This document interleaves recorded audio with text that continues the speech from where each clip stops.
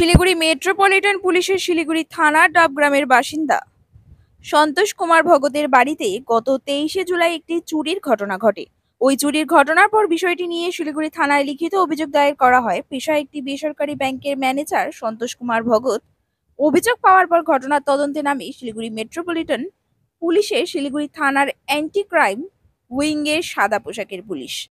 গতকাল রাতে গোপন সূত্রে পাওয়া খবরের ভিত্তিতে শিলিগুড়ির টিকিয়াপাড়া থেকে সুজিত লামা ওরফে টাপাকে গ্রেফতার করে শিলিগুড়ি থানার অ্যান্টি ক্রাইম উইংয়ের পুলিশ।